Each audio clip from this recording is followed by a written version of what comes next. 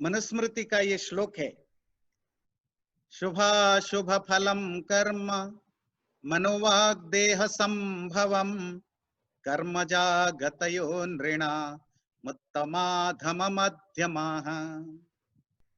मनुस्मृति का ये श्लोक कहता है, जो कुछ भी हम मन से करते हैं, वाणी से करते हैं अथवा शरीर से करते हैं, उन सब का फल हमें ही भोगना पड़ता है।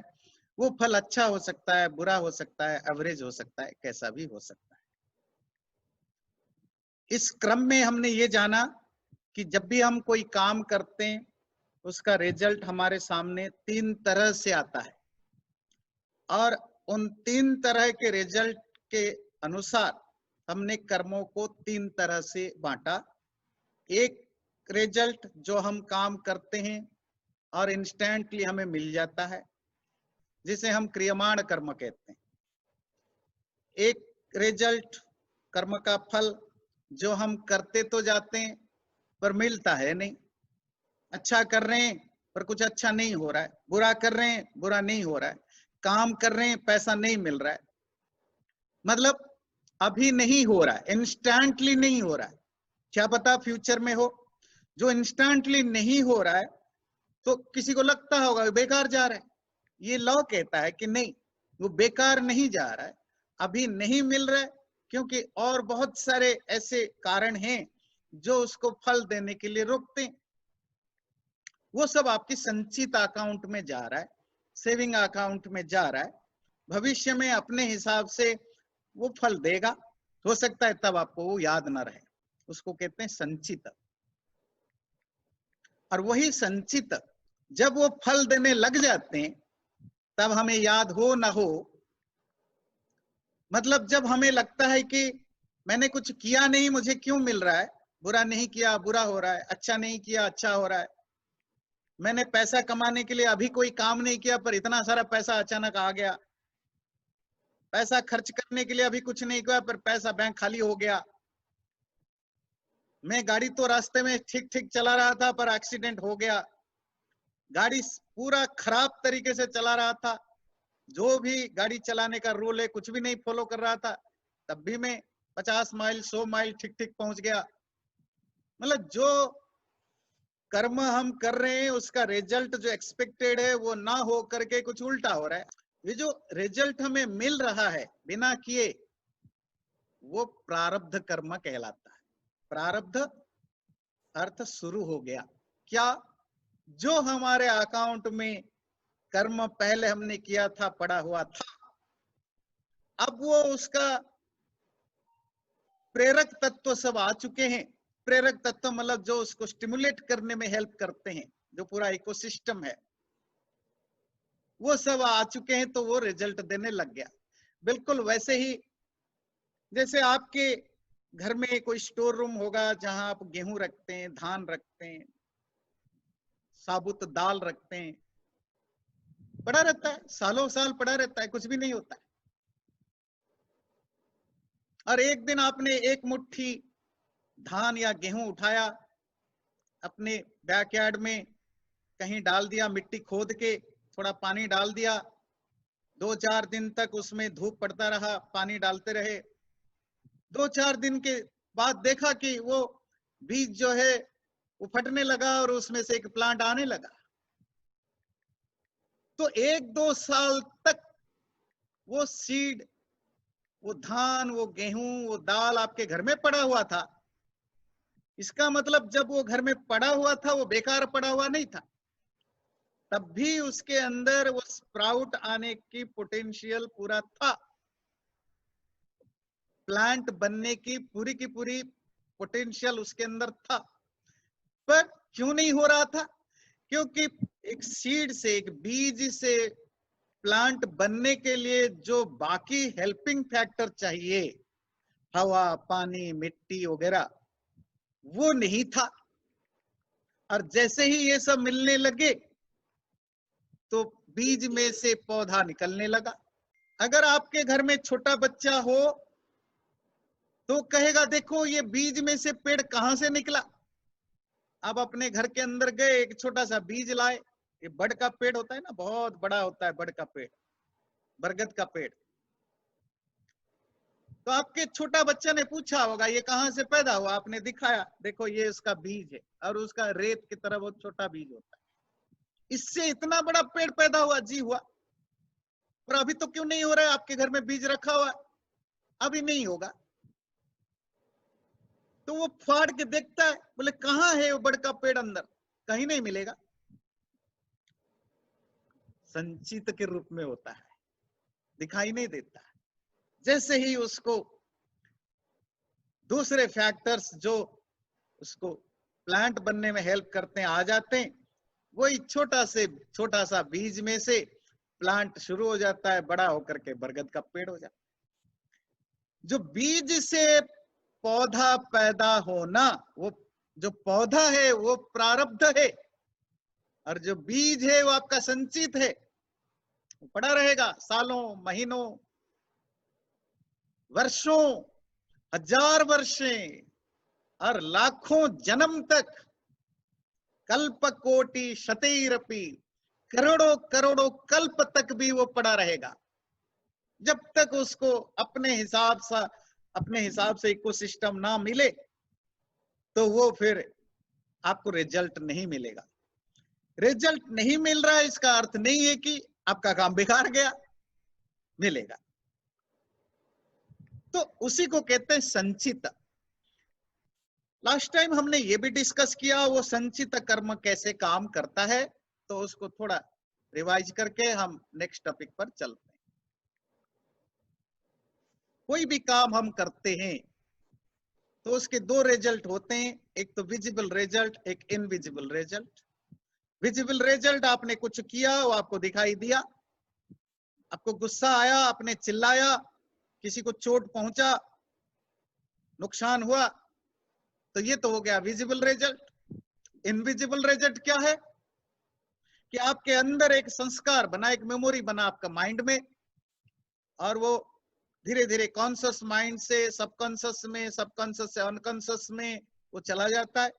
मतलब आप भूल जाते हैं, पर वो जो गुस्सा आपने किया, उसका जो भी रिजल्ट हुआ, आपने एक्सपीरियंस किया, वो सब आपकी मेमोरी में रहा। बार बार आप गुस्सा करते रहे, नए नए एक्सपीरियंस होते गए, वो सब आपकी मेमोरी में इकट्ठा होता गया, और धीरे धीरे आपकी जो पर्सनालिटी है 2 साल 5 साल के बाद, वो संस्कार मॉडिफाई करने लगा। अब आप गुस्सा करने में डरते हैं, या ज्यादा गुस्सा करते हैं, या कहीं गुस्सा करते हैं कहीं नहीं करते हैं, ये सब आप डिसाइड करते हैं बेस्ड ऑन आपकी वो जो पुराना मेमोरी है, उसी को हम कहते हैं संस्कार, इम्प्रेशन और सबकॉन्शियस मेमोरीज। ध्यान रखिए, हर वो छोटा सा छोटा कर्म हम करते हैं, उसका दो तरह का रिजल्ट, एक तो जो इंस्टेंट रिजल्ट मिलता ही है, दूसरा जो संचित, जो उसका एक इनविजिबल रिजल्ट जो संस्कार के रूप में पैदा होता है। संस्कार शब्द से आपको थोड़ा मुश्किल हो समझने में, स्मृति समझ सकते हैं, मेमोरी समझ सकते हैं। वो जो सबकॉन्शियस मेमोरी है, वो धीरे धीरे डोरमेंट स्टेट में दबा हुआ पड़ा रहता है आपके अंदर। और कब तक पड़ा रहता है? हजारों साल हो सकता है, लाखों साल भी हो सकता है, करोड़ों साल भी हो सकता है, वो आपके साइक के अंदर पड़ा रहता है। उसी को कहते हैं संचित कर्म। वो तब तक इनएक्टिव रहता है, जैसे ही उसको स्विचेबल स्टिमुलेंट मिलता है तो पैदा होने लगता है। ये हमने डिस्कस किया था, कैसे हमारा कर्म हमारा फ्यूचर को डिसाइड करता है। अभी का कर्म फ्यूचर को डिसाइड करता है, फ्यूचर कर्मों को नहीं, हमारी ओवरऑल पर्सनालिटी को भी वो डिसाइड करता है कि हम आगे जाकर हमारी पर्सनालिटी कैसे होगी। ये डिपेंड करता है कि अभी तक हमने क्या क्या किया है, मतलब क्या क्या एक्सपीरियंस किया है, क्या रियलाइज किया है, क्या हमने फिजिकली किया है, क्या मेंटली हमने क्या बाहर से लिया है, वो सब, उन सब का जो एक होल है। तो कोई भी काम आप करते हैं वो सबकॉन्शियस मेमोरी बन जाता है, संस्कार धीरे धीरे धीरे धीरे आपकी टेंडेंसी बन जाती है। हर चीज में आप एक पर्टिकुलर वे में रिएक्ट करने लगते हैं। It's because of that tendency, वासना। आपके अंदर एक पर्टिकुलर डिजायर पैदा होता है किसी चीज को देखने के बाद, या तो आप लाइक करते हैं, डिसलाइक करते हैं, पसंद करते हैं, नापसंद करते हैं, कोई फर्क नहीं पड़ता, कैसे भी हो चलेगा। फिर धीरे धीरे वो वासना जब बहुत दृढ़ होती है, टेंडेंसी जब स्ट्रांग होती है, तो वो आपके आपके mental, physical and verbal behaviour में वो रिफ्लेक्ट होने लगते हैं। दैट इज कॉल्ड वृत्ति। और वो वृत्ति कैसे बनती है? आपकी थॉट प्रोसेस से। आप किसी चीज को देख करके जो अचानक आपके दिमाग में थॉट आता है, वही है वृत्ति। और उसी के अकॉर्डिंग फिर आपके बॉडी में रिएक्शन पैदा होने लगता है। कुछ चीजें आप एक्सप्रेस करते हो, कुछ चीजों को अंदर दबा लेते हो। किसी को देख के आपको गुस्सा आया, हो सकता है आपने गुस्से को बताया नहीं, गुस्सा को पी लिया, पर गुस्सा आता है और आपकी बॉडी को, माइंड को वो इफेक्ट करता है। इस तरह कर्म, संचित कर्म काम करता है। जैसे आपके कंप्यूटर में ड्राइव होता है, ये फ्लैश ड्राइव या पेन ड्राइव जिसको कहते हैं, या चिप होता है, जैसे जिसमें सीडी वगैरह आप चलाते हैं। वो सीडी क्या चीज है? उसमें आपने कुछ गाना गाया, कुछ आपने बोला, वो सब रिकॉर्ड होकर के उस सीडी में है। वो सीडी अपने आप नहीं बजेगा। आपने किसी कंप्यूटर में लगाया या सीडी प्लेयर में लगाया, जो जो आपने रिकॉर्डिंग कर रखा है सिर्फ वही वही बजने लग जाता है। अब एक कंप्यूटर से निकालते हो, दूसरे कंप्यूटर में लगाओ, वहां भी बजने लगेगा। कंप्यूटर से मीडिया है। ये संचित कर्म वैसे ही काम करता है, चिप की तरह। हमारे हिंदू पुराणों में, जिसको माइथोलॉजी कहते हैं, तो उसमें कैरेक्टर आता है। जब व्यक्ति मरता है ना, तो सामान्य लोग क्या कहते हैं कि यमराज ले जाता है। लेकर क्या करता है? तो अपने दूतों के द्वारा आपका प्राण ले जाता है और अपने ऑफिस में जाता है। तो वहां एक एक्सपर्ट बैठे, मुनीब, जो जिसको आजकल आप कहते हैं डाटा एनालाइज करने वाला, उनका नाम है चित्रगुप्त। तो चित्रगुप्त से पूछते हैं, बताओ भाई इनकी पूरी कुंडली निकालो, क्या क्या किया है, क्या नहीं किया है।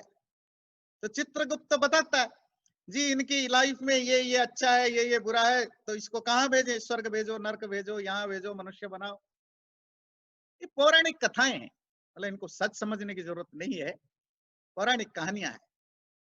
पर उसमें जो कैरेक्टर है, जो यमराज का जो असिस्टेंट है, जो टेक्निकल असिस्टेंट, मंत्री, उसका नाम है चित्रगुप्त। ये नाम बड़ा इंटरेस्टिंग है, वही हम डिस्कस कर रहे हैं। चित्रगुप्त। ये चित्रगुप्त का लिटरेरी ट्रांसलेशन क्या है? चित्र कहते हैं पिक्चर, गुप्त मतलब हिडन, छुपा हुआ, छुपा हुआ पिक्चर। चित्रगुप्त के पास सारा इंफॉर्मेशन होता है, जब चाहिए वो निकाल देता है। बिल्कुल वैसे ही जिसको आजकल आप माइक्रोचिप कहते हो, फ्लैश ड्राइव कहते हो, ड्राइव कहते हो, सीडी कहते हो, क्या है? ये चित्रगुप्त है। सब कुछ उसके अंदर स्टोर है। आप कंप्यूटर में लगाओ, अपने कोई भी आपके पास गैजेट है उसमें आप यूज करो, तो वो सारा सामने आ जाता है। हमारे लाइफ में मन, माइंड, इसी का नाम है चित्रगुप्त। चित्रगुप्त पुराणों में तो एक कहानी का एक चरित्र है, एक पर्सनालिटी है। ये इसी मन का ही वो पर्सोनिफाइड फॉर्म है। सच ये है कि आपका मन का दूसरा नाम है चित्रगुप्त। आपके किए हुए सारे कर्मों का रिकॉर्ड इसी माइंड में होता है, सबकॉन्शियस मेमोरी में, साइक में होता है। और वही माइंड जो चित्रगुप्त के तरह काम करता है, वो कंस्टेंटली आपके हर छोटी छोटे व्यवहार को रिकॉर्ड करता रहता है। अथर्ववेद में मंत्र आता है कि मत सोचना कि तुम्हें कोई नहीं देख रहा है, तुम कोई काम छुप के कर रहे हो, ढक के कर रहे हो, दो लोग मिलके सबसे दूर एकांत में कुछ कर रहे हो, तुम्हें लग रहा है कि मुझे कोई नहीं देख रहा है।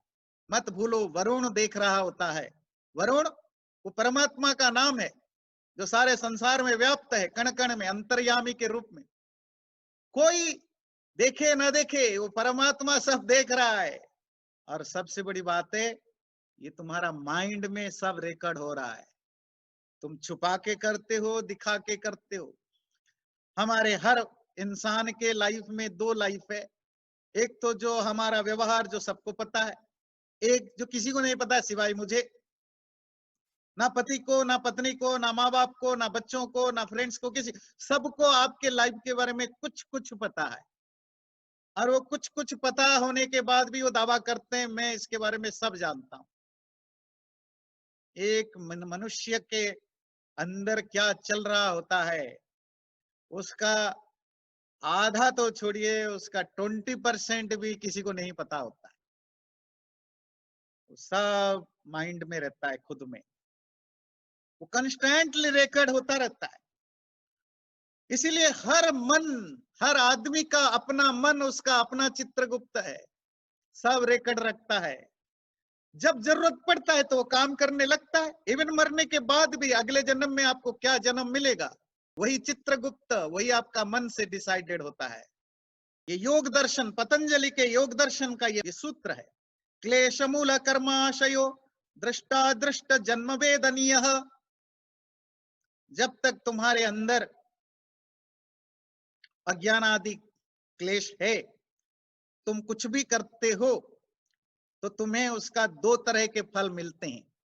कुछ फल जो आप इस लाइफ में, दृष्ट जन्म में, जो लाइफ अभी है उसी में आप एंजॉय करते हो।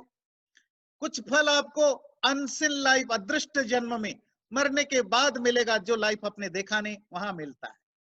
और वो जो कर्म का फल हमें मिलता है वो तीन तरह से मिलता है। सती मूले तद विपाको जात्यायुर्भोगा। ये भी योग दर्शन के दूसरे अध्याय के 13वां सूत्र है पतंजलि का।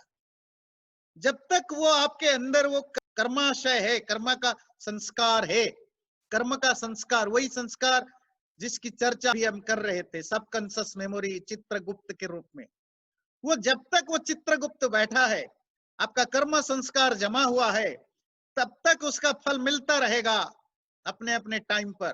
और वो जो फल मिलेगा वो तीन तरह से मिलेगा।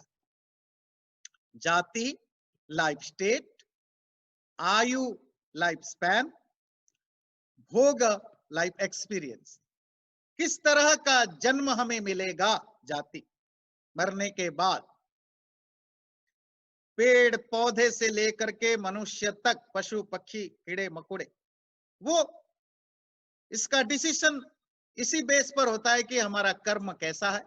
कर्म मतलब कर्मों का संस्कार कैसा है। आयु, कितना आयु होगा, 10 साल, 20 साल, 2 साल, 50 साल, 100 साल, ये भी हमारे कर्मों से ही डिसाइडेड होता है।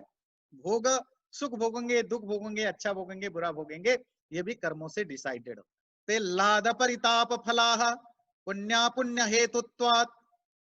और वो जो कर्म का फल हमें मिलता है जन्म के रूप में, आयु के रूप में या भोग के रूप में, वो कभी कभी लाद फल होते हैं, प्लेजरफुल होते हैं, खुशी देने वाले। परिताप पेनफुल होते हैं, या तो प्लेजरफुल या पेनफुल। किसके आधार पर? कोई रैंडमली, कोई ईश्वर अपने आप करता है? नहीं। पुण्य अपुण्य हेतुत्वात्। पुण्य कर्म हो, पुण्य क्या है? तो गंगा में नहाने से पुण्य होता है? नहीं। बुरा कर्म का जो संस्कार बनता है वो पाप है। अच्छे कर्म का जो संस्कार बनता है वो पुण्य है। पुण्य और अपुण्य, अच्छे और बुरे कर्मों के संस्कारों के कारण तुम्हें अच्छा और बुरा फल मिलता रहता है जिंदगी भर। अब अगला आते हैं, ये प्रारब्ध कैसे काम करता है। संचित को अपने ठीक ठीक समझ गए तो फिर प्रारब्ध आसान है। पर प्रारब्ध को समझने से पहले जो पब्लिक परसेप्शन है वो समझने की जरूरत है।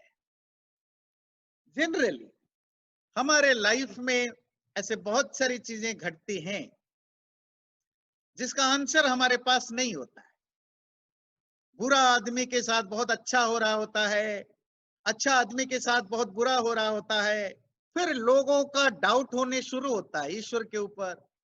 कुछ लोग मान बैठते हैं ये भाग्य है, बुरा भाग्य है, अच्छा भाग्य है। कुछ लोग कहते हैं भगवान का कोप है, ईश्वर नाराज हुआ, ईश्वर खुश हुआ। और उससे होता क्या है, कुछ लोग ईश्वर के प्रति गुस्से में आ जाते हैं, भगवान को गालियां देने लगते हैं, ईश्वर नहीं है ऐसा भी एथिस्ट बन जाते हैं। और कुछ लोग फिर धीरे धीरे उनको लगता है कि ईश्वर की पूजा करना बकवास है, ये जो ईश्वर को मानने वाले सब सुपरस्टिशियस है, ये भक्ति करना बेकार है। इन सब के कारण है, वो गलत है सही है ये बात हम नहीं कर रहे, पर ये डेफिनेटली है जो उनको समझाया गया, जिन्होंने भी समझाया, वो रिलीजियन वालों ने, रिलीजियस लीडरों ने, या स्पीकर ने, जिसने भी समझाया, या कोई स्क्रिप्चर्स में वो गलत समझाया गया, या लोगों ने खुद गलत समझा, और तभी से ये रिलीजियन में इस तरह के प्रॉब्लम आने लगे। बैड फॉर्च्यून और गुड फॉर्च्यून का सीक्रेट ना ईश्वर की नाराजगी या प्रसन्नता में है, ना बैड लक गुड लक में है, ना सामने नींबू और मिर्च लटका देने से बिजनेस अच्छा चलता है, ना परीक्षा के दिन गुड़ शक्कर खाने से, दही शक्कर खाने से रिजल्ट अच्छा होता है, ना सामने काली बिल्ली पास कर जाए तो मामला खराब होता है, इससे कुछ नहीं होता है। ये जो इरेशनल बिहेवियर है, इसका कारण है वो विश्वास, वो आस्था कि सब कुछ ईश्वर कर रहा होता है, सब कुछ नेचर के द्वारा होता है, या सब कुछ प्री डिसाइडेड है। इसी जो मिसपरसेप्शन है या मिसअंडरस्टैंडिंग है, उसका आंसर है प्रारब्ध। अगर प्रारब्ध को हम समझ जाए तो इस तरह के मिसअंडरस्टैंडिंग से हमें छुटकारा मिलेगा। प्रारब्ध का जो कंक्लूजन क्या है कि ईश्वर कभी विंडिक्टिव नहीं है, ना वो तुम्हारे लाइफ में गुड फॉर्च्यून पैदा करता है, सौभाग्य पैदा करता है, ना दुर्भाग्य लाता है। तुम्हारे लाइफ में जो प्रॉब्लम है वो ईश्वर का किया हुआ नहीं है, तुम्हारे लाइफ में जो अच्छा हो रहा है वो ईश्वर का किया हुआ नहीं है। और संसार में कोई भी चीज वाव चमत्कार नाम का चीज नहीं है, सब कुछ कॉज एंड इफेक्ट के रूल पर बेस्ड चलता है। कोई बैड लक गुड लक कोई बैठ के सातवें आसमान पर, चौथे आसमान पर बैठ के नहीं बनाता है, ना परमात्मा किसी को सजा देता है क्योंकि तुम उसको नहीं मानते हो, तुम किसी चर्च में कन्फेस नहीं करते हो, तुम किसी गंगा में डुबकी नहीं लगाते हो, तुम किसी पर्टिकुलर प्रोफेट को अपना प्रोफेट नहीं मानते हो, उसके कारण वो सजा नहीं देता। ये सब हमारे अपने पर्सनल अंडरस्टैंडिंग, पर्सनल बिहेवियर, इसी के बेस पर होता है। इनको समझने के लिए फिर प्रारब्ध समझने की जरूरत है। तो प्रारब्ध क्या हुआ? जो हमने पहले से कर रखा था उसका फल अभी मिलने लग गए। आप भूल गए होंगे, वो अलग बात है, वो आपका प्रॉब्लम है।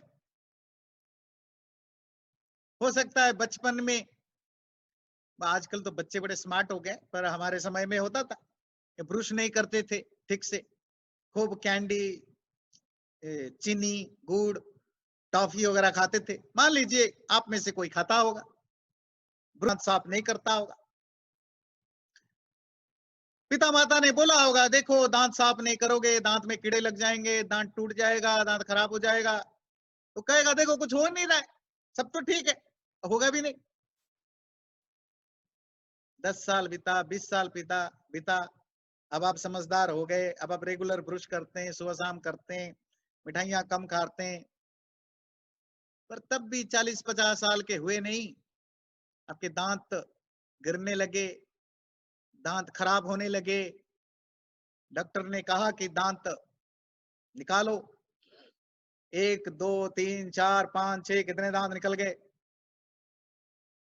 दोस्तों ने पूछा क्या हुआ भाई, 40-50 साल के उम्र में तुम्हारे दांत सब निकल गए? क्या करे, किस्मत में है। किस्मत कहां से आया? तुम भूल गए बचपन में कैसा दांत को ठीक रखा था।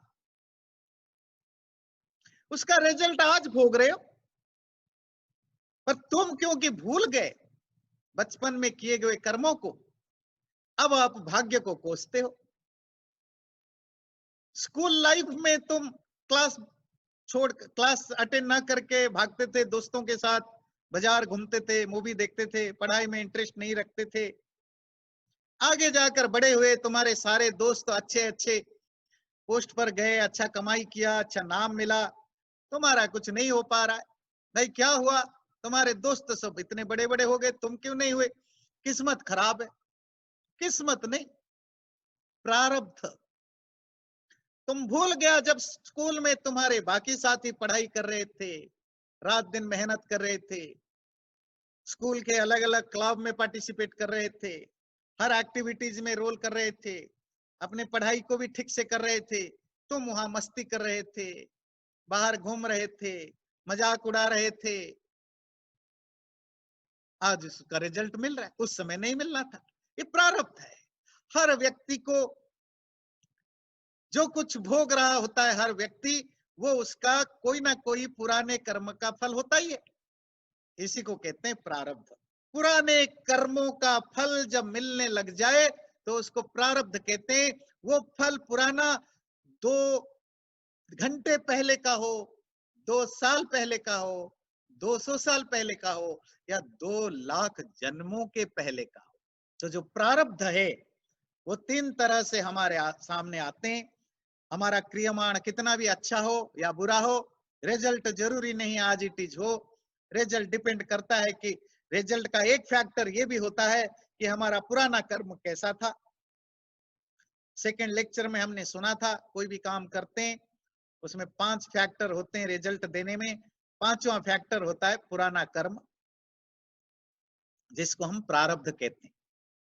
पतंजलि की भाषा में वो प्रारब्ध 3 तरह से हमारे सामने आता है। मेरा जिस तरह के जन्म आज हुआ है, मैं मनुष्य हूं, पशु हूं, पक्षी हूं, कीड़ा हूं, मकोड़ा हूं। मेरे जिस तरह के फिजिकल अपीयरेंस बना है, जिस तरह के मुझे पेरेंट्स मिले हैं, जिस देश में, जिस लोकेलिटी में मैं पैदा हुआ हूं, जिस तरह के एटमॉस्फेयर में पैदा हुआ हूं, ये मेरे पूरे पिछले जन्मों के कर्मों का प्रारब्ध है। दैट इज कॉल्ड जाति। और हर व्यक्ति पैदा होने के साथ एक स्पेसिफिक स्पैन ऑफ लाइफ लेकर आता है। 10 साल, 20 साल, 25 साल, 30 साल लेकर आता है, 100 साल लेकर आता है। वो उसका आयु है। क्या भोगेगा?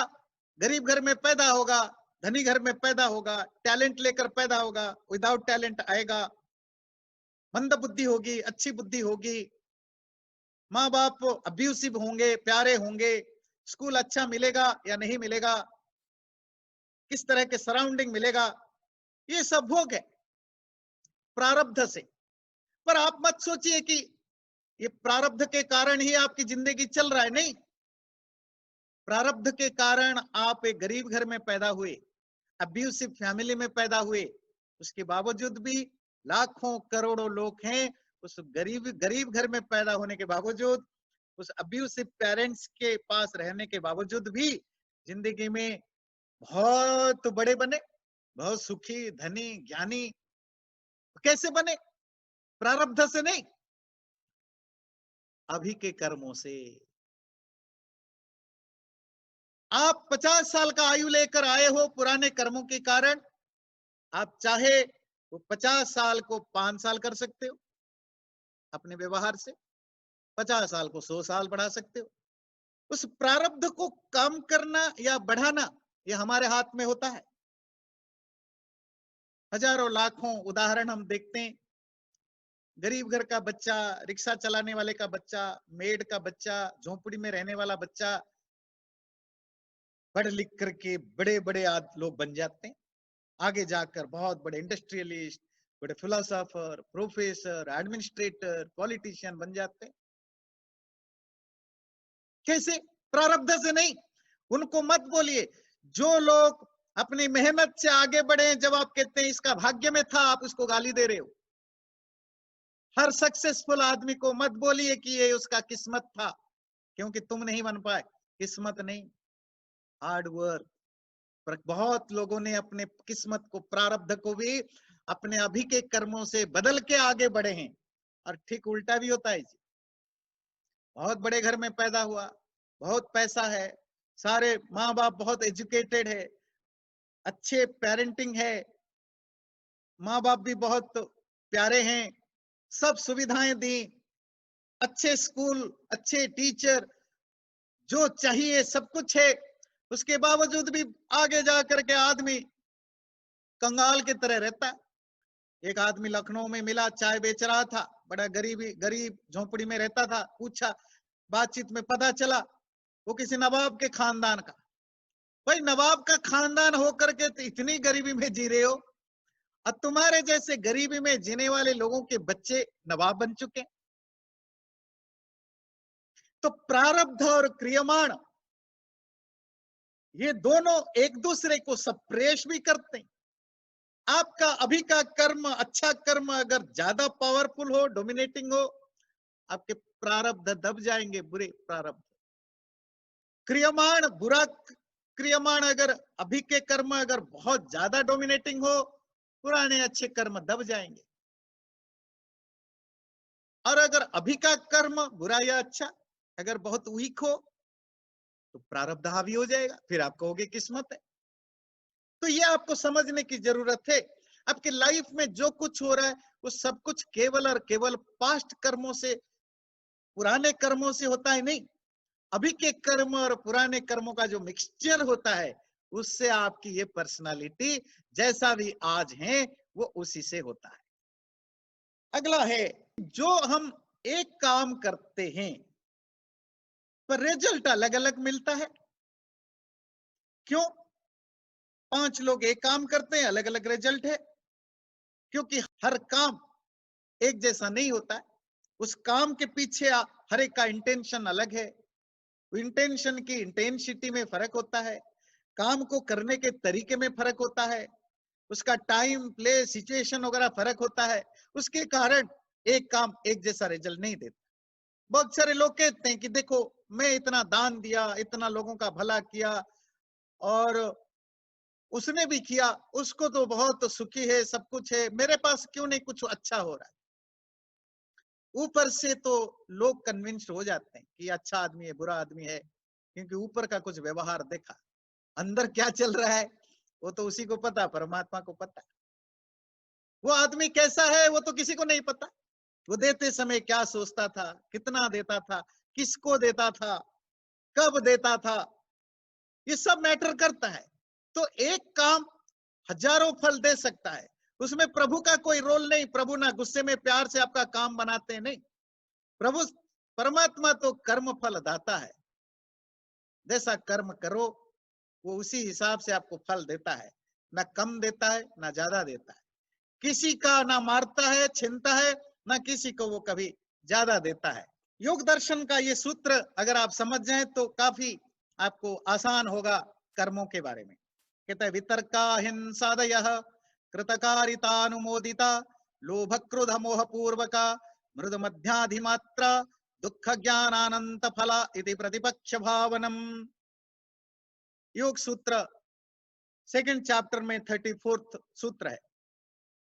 ये सूत्र तो किसी दूसरे कॉन्टेक्स्ट में आया था। एक कार्य कैसे अलग अलग तरह के रिजल्ट देता है, एक कार्य को करते समय किस तरह के रिजल्ट आते हैं, वो समझने में आसान होगा। बहुत सारे लोग पूछते हैं, हमने तो मारा नहीं, मारा तो उसने था, तो आपने क्या किया था? उसने पूछा था मारने से पहले मैं मारूं, मैंने कहा मारो, क्या फर्क पड़ता है। तुमने क्या किया था? मैंने नहीं मारा था, बस वो जो मार रहा था मैं ताली बजा रहा था, बहुत बढ़िया, और करो और करो। या जो मार चुक करके आया था मैं उसको कहता था मारने में कोई फर्क नहीं पड़ता है, जितना मारना है मारो। तुमने नहीं मारा, नहीं मारा, तुम्हारा क्या रोल है? तुमने मारा था जी, मैंने भी नहीं मारा था, क्या किया था? उसने जो मारा था, गाय को, बकरी को, भेड़ को, कुत्ते को, जिसको भी, वो जो मारा था उसको मैंने पका के खाया था, उसका मांस खाया था, पर मैंने मारा नहीं था। पाप मुझे क्यों लगेगा? बिल्कुल सही। भाई जी तुमने क्या किया था? जी मैंने भी कुछ नहीं किया था। फिर तुमने मारा नहीं, मैंने नहीं मारा, पर मुझे क्यों पनिशमेंट मिल रहा है, सजा क्यों मिल रहा है, बुरा क्यों मेरे साथ हो रहा है? क्योंकि तुमने उसको फॉर्मूला दिया होगा कैसे मारते हैं, ट्रेनिंग दी होगी। तो योग दर्शन का सूत्र कहता है हिंसा आदि, एक एग्जाम्पल लिया हिंसा, वायलेंस, आप इसमें बाकी चीजें जोड़ दीजिए, सच बोलना ना बोलना, हिंसा करना ना करना, खाना खाना नहीं खाना, अच्छा खाना खाना, बुरा खाना खाना, कुछ भी हिंसा की जगह कुछ भी जोड़ दीजिए, उसके रिजल्ट कितने लोगों को मिलता है और किस रूप में मिलता है। कृत, जिसने किया उसको भी मिलेगा उसका रिजल्ट। कारित, जिसने करवाया उसको भी मिलेगा। अनुमोदित, जिसने उसको परमिशन दिया या उसको एनकरेज किया, मोटिवेट किया, बहावाई दिया, उसको भी कुछ रिजल्ट मिलेगा जी, हिस्सा उसका भी है। तो जितने लोगों ने मारा सबको एक जैसा रिजल्ट मिलेगा? बोले नहीं, अलग अलग भी हो सकता है। क्यों? क्यों मारा? लोभ से मारा, लालच के कारण मारा, क्रोध गुस्से के कारण मारा, मोह इल्यूजन के कारण मारा, या और भी कोई फैक्टर रहा, वो सब फैक्टर काउंटेड होंगे। अच्छा ठीक है, मान लीजिए हम चारों ने लालच के कारण मारा, रिजल्ट बराबर होगा? नहीं जी। फिर मृदु, मध्यम, अधिमात्रा, जो आपने मारने का काम किया वो कैसा था? माइल्ड था, मिडिल लेवल का था, उसकी इंटेंस था, कैसा था? बोले इतने में हो जाएगा? नहीं, और भी है क्या? आपके माइंड में इंटेंशन में क्या चल रहा था? वो इंटेंशन माइल्ड था, मिडिल था, इंटेंस था? जिस काम को किया उसमें कितना आपने किस तरह के तरीके से किया? तो इस तरह एक कर्म के लिए हजारों लाखों क्राइटेरिया हो सकते हैं, और उन हजारों लाखों क्राइटेरिया में सबको कोई ना कोई फल मिलेगा, एक जैसा फल मिलेगा नहीं। वो डिपेंड करता है किस तरह का आपका उसमें शेयर है। पैसा लगाते हैं ना कंपनी में, किसी का 50% शेयर है तो उसको 50% मिलेगा, किसी का 0.0005% है तो उसको उतना ही मिलेगा। बराबर कैसे मिलेगा भाई? इसीलिए जो दुख है, यहाँ दुख है, आप इसको सुख में भी रखिए, हिंसा के जगह हिंसा कर लीजिए, समझने की जरूरत है। तो दुख सुख का जो ज्ञान है ये कॉम्प्लिकेटेड है, क्योंकि उसमें अनंत ऑप्शंस खुले होते हैं, उसमें मिलियंस ऑफ ऑप्शंस हैं कि हम किस कैटेगरी में आते हैं। इसलिए किसी को जज करने की जरूरत नहीं है, क्योंकि बहुत कुछ फैक्टर्स होते हैं, वो परमात्मा ही देखता है, और हमारी परमात्मा के बाद अगर कोई दूसरा है वो हमारा माइंड है, जहां ये सब चीजें स्टोर होकर के रहता है। इसलिए ये ऋग्वेद का मंत्र कहता है स्वस्ति पंथा मनुचरेम सूर्य चंद्रमसाविव पुनर्ददताग्नता जानता संगमे मही। स्वस्ति पंथाम अनुचरेम, अच्छे रास्ते पर चलेंगे। कैसे? सूरज और चांद के तरह। क्या देन लेन करेंगे, कोई हमें देता है हम किसी को देंगे, किसी को नुकसान पहुंचाए बिना काम करेंगे, एक दूसरे को समझेंगे, ठीक ठीक समझेंगे, इसी के साथ अगर काम करेंगे तो हम भी खुश होंगे, दूसरे भी खुश होंगे, हमारे अच्छे कर्म होंगे, हमें अच्छा फल मिलेगा। जितना ज्यादा अच्छा कर्म करेंगे उतना अच्छा फल मिलेगा। अगले बार हम समझेंगे पुनर्जन्म क्या होता है, पुनर्जन्म होता है या नहीं होता है तो क्या प्रमाण है, कर्म और पुनर्जन्म और इन दोनों के बीच में क्या संबंध है।